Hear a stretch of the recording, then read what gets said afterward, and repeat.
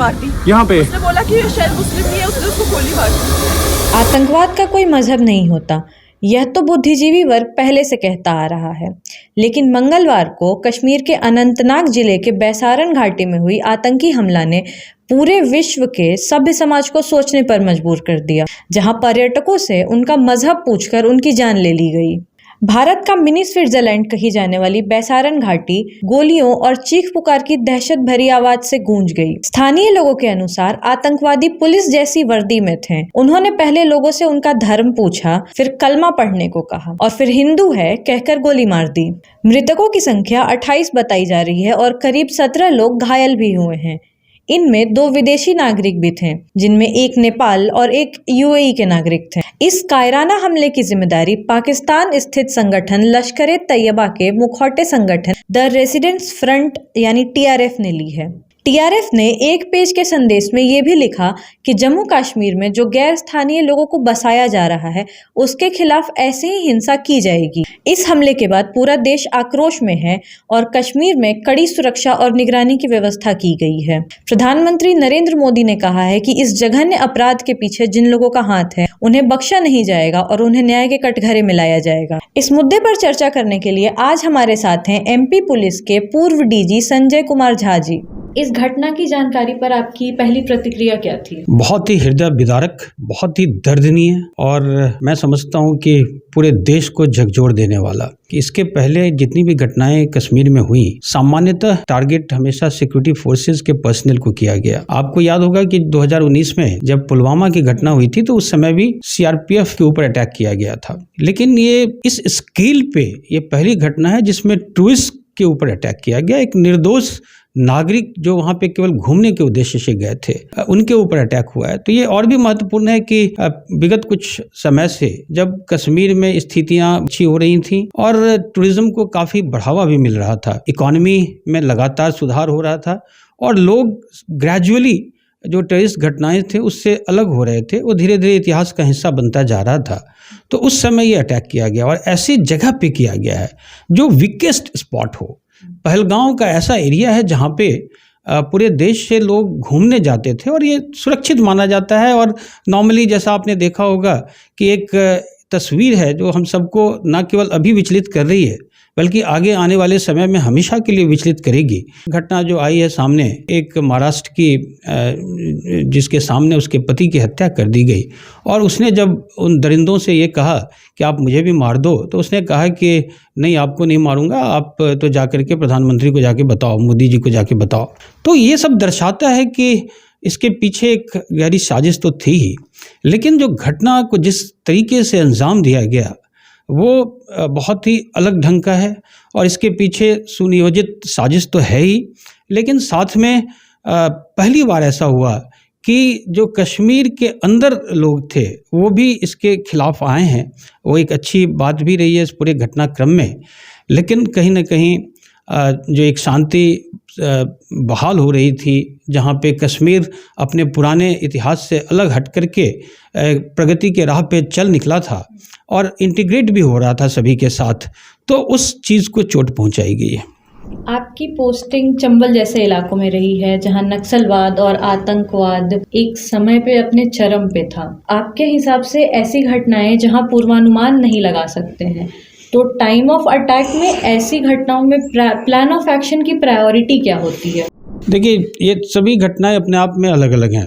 जो टेररिस्ट हैं उनका उद्देश्य बड़ा स्पष्ट सा होता है, उनका उद्देश्य ही टेरर क्रिएट करना होता है। एक साइकोलॉजिकल वॉरफेयर है जिसमें आप चाहते हो कि लोग डर जाएं, घबरा जाएं। और टेररिज्म की जो घटना होती है उसमें कई बार लोकल सपोर्ट भी होता है और उससे भी ज़्यादा महत्वपूर्ण होता है उसमें एक्सटर्नल सपोर्ट आपको मिलता है। तो उनको सपोर्ट सिस्टम उनका बाहर होता है, उनके पास फाइनेंसेस होते हैं बाहर के, तो उनसे डील करना एक अलग ही सिक्योरिटी फोर्सेस के लिए बहुत बड़ी चुनौती भी है, एक अलग ही काम है जो करना पड़ता है। लेकिन जब भी ऐसी घटना हो तो जो पहली प्रतिक्रिया होती है सिक्योरिटी एजेंसीज़ की वो यही होती है कि जो घायल हैं, जो इससे प्रभावित हैं, आप उनको इमीडिएटली हॉस्पिटल ले जाएं ताकि उनकी जान बच जाए। और उसके इमीडिएटली साथ साथ में आप जो एरिया है उसको सैनिटाइज करना पड़ता है ताकि कोई घटना की पुनरावृत्ति ना हो। कम से कम जो बाकी लोग वहाँ हैं, जो आसपास के लोग हैं, वो सुरक्षित हो जाएं। तो जितने भी उनके एस्केप रूट्स हैं उनको आप बंद करो, उनको कहीं ना कहीं रास्ते में आप इंगेज करने का प्रयास करो, ये ट्राई करो कि जहाँ से भी भागने का प्रयास कर रहे हैं उनको न्यूट्रलाइज करें। ये बहुत महत्वपूर्ण होता है, क्योंकि जब भी ऐसी घटनाएं होती हैं तो उनका उद्देश्य टेरर फैलाना होता है। आपने जब बॉम्बे अटैक हुआ था कसाब का, तो उसमें जितने भी टेररिस्ट आए थे वो शहर के अंदर उन्होंने घटनाएं की, और बड़ा सीधा सीधा लग रहा था कि वो एक सुसाइड मिशन पर आए थे, लेकिन फिर भी उन्होंने निकलने का प्रयास किया, और जब भागते समय वो अधिकांश मारे गए, कसाब पकड़ा गया था। तो ये सिक्योरिटी फोर्सेस के लिए बहुत महत्वपूर्ण होता है कि जो आतंकवादी हैं, जो आतंकी हैं, उनको आप इंगेज करो, उनके सारे एस्केप रूट्स जो हैं आप क्लोज कर दें, कट ऑफ कर दें, ताकि वो निकल के ना भाग सकें। इस घटना में जैसे कि अभी तक जानकारी आई है 5 से 6 आतंकी इसमें इन्वॉल्व थे, जिसमें 2 या 3 संभवतः पाकिस्तान से थे और बाकी 1-2 उसी जम्मू कश्मीर के थे। 3 के स्केचेस भी जारी हो गए हैं। तो एक साथ आपको सारी चीज़ें करनी पड़ती है। आपको लॉ एंड ऑर्डर भी डील करना पड़ता है, कई बार उसके परिणाम स्वरूप कई बार कानून व्यवस्था की स्थिति निर्मित होती है। तो इस घटना में भी आपने देखा होगा कि 24 घंटे भी नहीं हुए थे और स्केचेस भी जारी कर दिए गए। जितने घायल थे उन लोगों से बातचीत करके स्केचेस घायल हुए, लगभग शिनाख्ती भी कर ली गई है कि कौन से लोग इसमें इन्वॉल्व थे। जितने लोग घायल थे या जो मृत हो गए हैं, उन सब की पहचान, उन सब की शिनाख्त की, उनको उन सब का पोस्टमार्टम वगैरह करने के बाद उन्हें वापस अपने गृह स्थान पे भेजना, ये सब सभी काम सिक्योरिटी एजेंसीज का होता है। इस घटना के पीछे आपको क्या लग रहा है, क्या साजिश है? ये घटना एक बहुत बड़ी साजिश का परिणाम है और जो बहुत ही स्पष्ट है। 16 अप्रैल 2025 को कुछ दिनों पूर्व ही पाकिस्तान आर्मी के चीफ जनरल मुनीर ने जब ओवरसीज पाकिस्तानी को एड्रेस कर रहे थे, तो उन्होंने अचानक फिर से 2 नेशन थ्योरी की बात करी, जिसमें उन्होंने बड़े स्पष्ट शब्दों में कहा था कि our forefathers believed we are different from Hindus in every possible aspect of life. और उन्होंने कहा कि you must tell this to your children also, then they must know how Pakistan was formed. तो जिस दिन ये उन्होंने एड्रेस किया था, तो कहीं ना कहीं एक मैसेज उन्होंने भारत को भी देने का प्रयास किया था, और ये लग रहा था कि जो पाकिस्तान में जो अंतर्कलह चल रहा है, उसके बाद से केपीके की घटना हुई, बलूचिस्तान की घटनाएं हुई, और पाकिस्तान में आप जानती हैं कि जो आर्थिक स्थिति है वो भी बहुत ख़राब है। जब से पुराने पूर्व प्रधानमंत्री उनको जेल भेजा गया था इमरान खान को, तब से पाकिस्तान की स्थिति गृहयुद्ध जैसी स्थिति बनती जा रही है। तो जब पाकिस्तान में इस प्रकार के संकट की स्थिति निर्मित होती है, तो कश्मीर हमेशा उनके लिए एक एस्केप रूट होता है। पहले ये लगा था अनुच्छेद 370 हटाया जाएगा, तो उसके बाद वहाँ पे खून खराबा हो जाएगा, बहुत सारी चीज़ें होंगी, लेकिन बहुत अच्छा नियंत्रण रहा और शनय शनय कश्मीर जो है वो वापस पटरी पे आ गया। टूरिज़्म एक इंडिकेटर था जो वहाँ पे बहुत तेज़ी से बढ़ता चला गया। इलेक्शंस हुए, निर्वाचित मुख्यमंत्री भी बन गया वहाँ पे। तो ये सब सारी चीज़ें जो एक इंडिकेटर थी कि डेमोक्रेसी धीरे धीरे बहाल हो रहा है। और आप मानिए कि कोई भी समाज जब डेमोक्रेसी में, जब शांति में जीने का आदी हो जाता है, तो फिर से वो वापस हिस्ट्री में नहीं जाना चाहता जहाँ पे अशांति हो, जहाँ उसके बच्चों की ज़िंदगी सुरक्षित ना हो, जहाँ डेली सड़कों पे पत्थर चल रहे हों और एक साइकोलॉजिकल वारफेयर आपके पड़ोसी देश के द्वारा चलाया जा रहा हो धर्म के नाम पे। सबसे पहले तो मैं जो पाकिस्तान आर्मी चीफ का जो बयान आया था, मेरी समझ में ये नहीं आता कि जब वो कहते हैं कि our traditions, our cultures are different, our religion is different, तो क्या उनका रिलीजन, उनका कल्चर, उनका ट्रेडिशन, उनका एम्बिशन अरब मुस्लिम्स के साथ है, शेख के साथ है, गल्फ कंट्रीज़ के साथ है? क्या वो कहीं से भी मेल खाता है? और अगर यही बात है तो फिर 2 नेशन थ्योरी की तो उन्होंने वकालत करी। उन्होंने आज तो 3 नेशन थ्योरी हो गई है। बांग्लादेश उनसे ही अलग हो गया। वहाँ पे तो रिलीजन भी सेम था वहाँ, लेकिन बाकी चीज़ें तो सेम नहीं थी। ना तो कल्चर सेम था, ना तो ट्रेडिशन सेम था, ना तो एम्बिशन सेम था, ना तो लैंग्वेज सेम था, तो वो तो अलग हो गया। तो जब रिलीजन के फाउंडेशन पे अगर कोई देश का निर्माण हो रहा है और जिसकी उन्होंने वकालत करी है, एक तो सबसे पहले ये होता है कि जो भी कोई भी प्रोफेशनल पद पे रहता है, प्रोफेशनल आर्मी चीफ हो या पुलिस ऑफिसर हो या एडमिनिस्ट्रेटिव ऑफिसर हो, ये उसे कहीं से भी शोभा नहीं देता। ये पॉलिटिकल बयानबाजी एक किसी आर्मी चीफ को कहीं से भी करना नहीं चाहिए। ये दर्शाता है कि आपकी जो आर्मी है वो कितनी अनप्रोफेशनल है।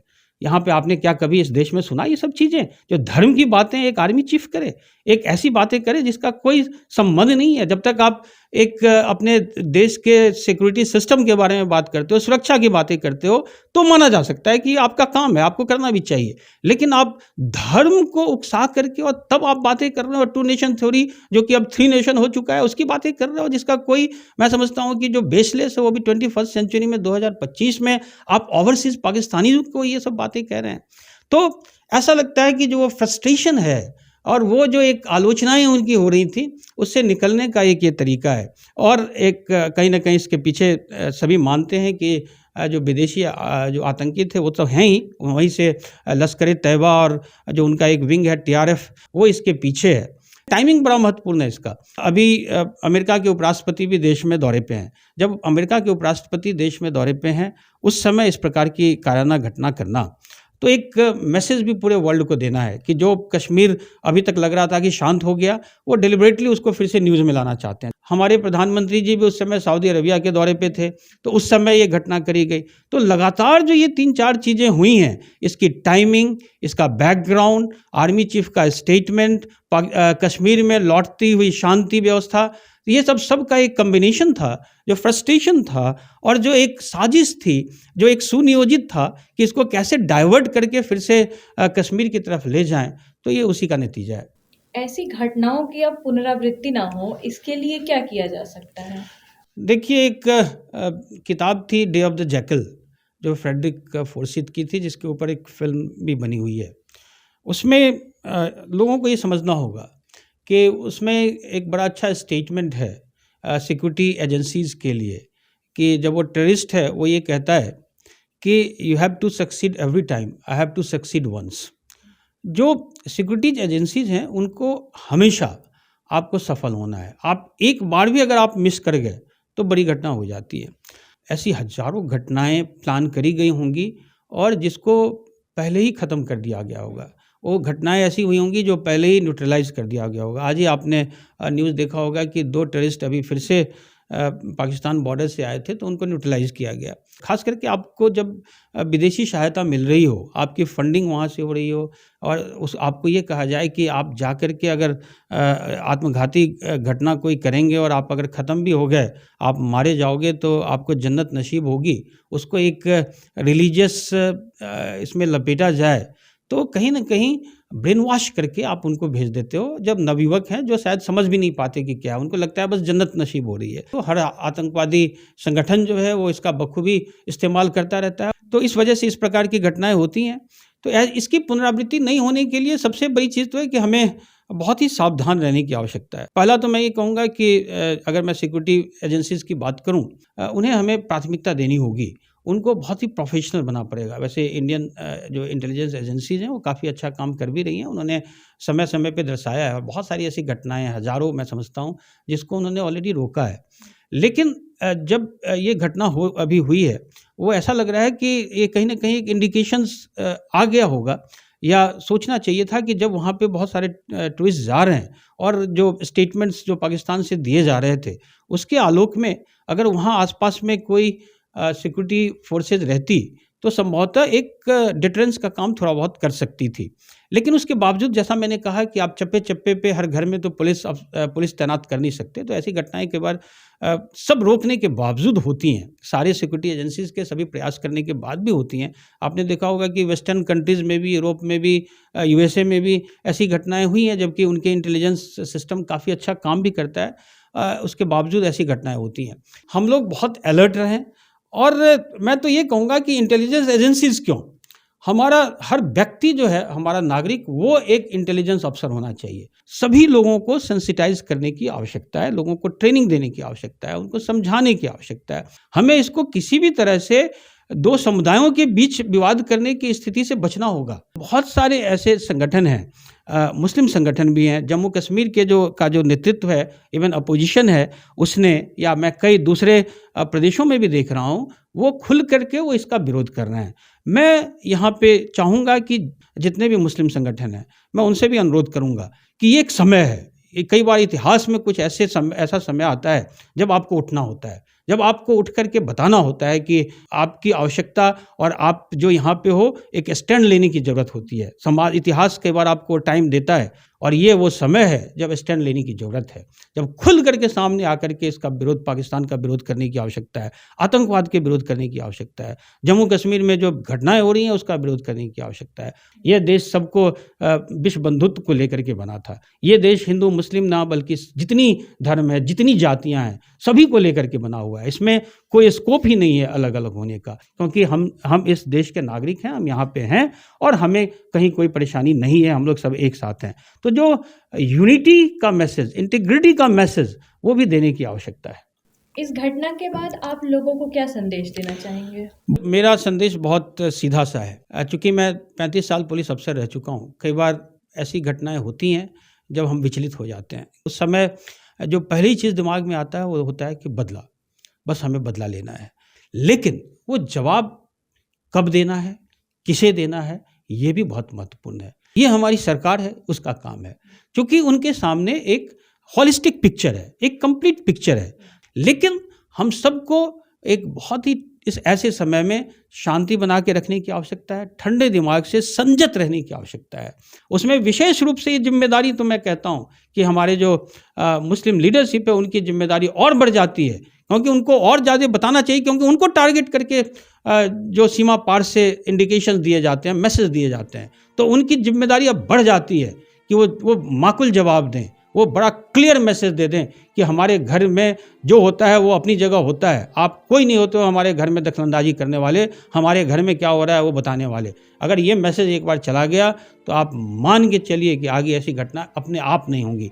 और जिसने इस घटना को अंजाम दिया है उसको सही अंजाम तक पहुंचाने का काम भी अवश्य करेंगे। देर कई बार होती है लेकिन न्याय ज़रूर मिलता है। तो जिसने भी इस प्रकार की घटना की है उसको इसी प्रकार की सज़ा दी जाएगी, और जो इसके पीछे जिन्होंने साजिश करी है कहीं ना कहीं वो भी पछतावे में आएंगे, ये मेरा पूरा विश्वास है।